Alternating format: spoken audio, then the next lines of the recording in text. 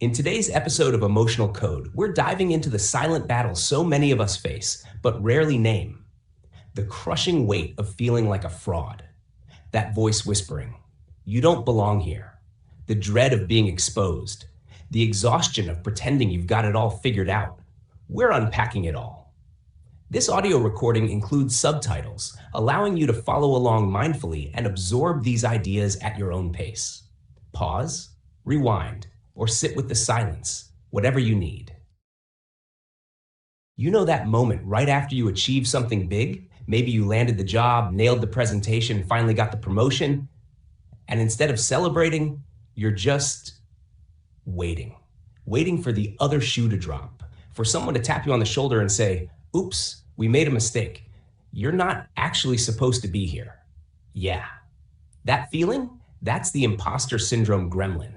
And let me tell you, that little jerk has crashed more mental parties than anyone I know. But here's the wild part. That voice hissing, "You don't belong here," it's not some random troll. It's you. The part of you that's terrified of failing, of being seen, of realizing maybe you're not as smart, talented, deserving as people think. And here's the kicker. The more you achieve, the louder it gets. Because now there's more to lose, more eyes on you, more pressure to keep up the act. But here's what no one tells you. Maya Angelou, after publishing 30 books and winning Grammys, she still thought, "They'll find out I'm a fraud." Albert Einstein called his work the exaggerated admiration of my fellows. Even Michelle Obama once said she felt like an imposter in the White House. So if these icons, literal icons, felt like phonies, what's our excuse for believing the lie? Let's get real. Imposter syndrome isn't a personal failing. It's a twisted badge of honor, proof you're playing out of your comfort zone. But left unchecked, it becomes a prison. A life spent over-preparing, over-apologizing, overworking to earn your seat at the table, only to realize the table was yours all along. Take the tech industry, for example. Studies show women in STEM fields are 50% more likely to experience imposter syndrome than their male peers. Not because they're less capable, but because they're constantly navigating environments built to question their credibility. Or consider first-gen college students, walking into lecture halls that feel like foreign countries, decoding unspoken rules while battling the fear of being found out. But here's what's crucial. When systems gaslight you, your doubt isn't weakness, it's survival. Your brain's trying to protect you from rejection, but you don't have to live in that cage.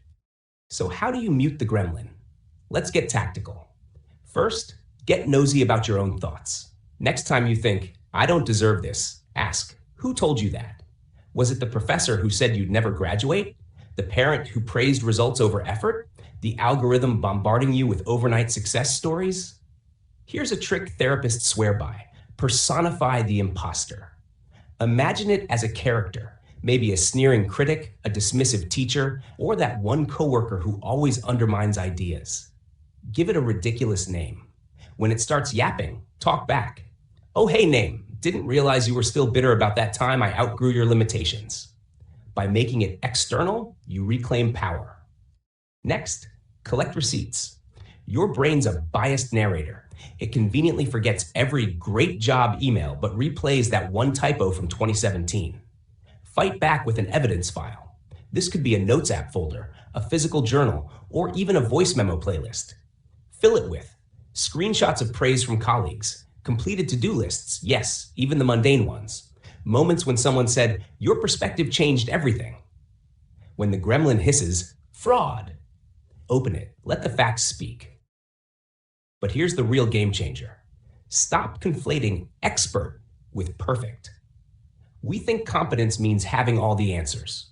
But watch any master at work, a chef tasting a dish and adjusting the seasoning, a surgeon consulting peers mid-procedure, a musician improvising after a missed note. True mastery isn't about flawlessness. It's about curiosity, adaptability, and knowing when to ask, "What if we tried this?" In workplaces, this shows up as radical humility. Imagine a leader saying, "Here's what I know, here's what I don't, let's figure it out together." No posturing, no jargon, just collaborative truth-telling. And guess what? Teams thrive under this honesty. Trust deepens. innovation sparks. So try this. Next time you're stuck, say, I don't know yet, not as a confession, as an invitation. Now let's address the elephant in the room. Sometimes you are underqualified. And that's okay.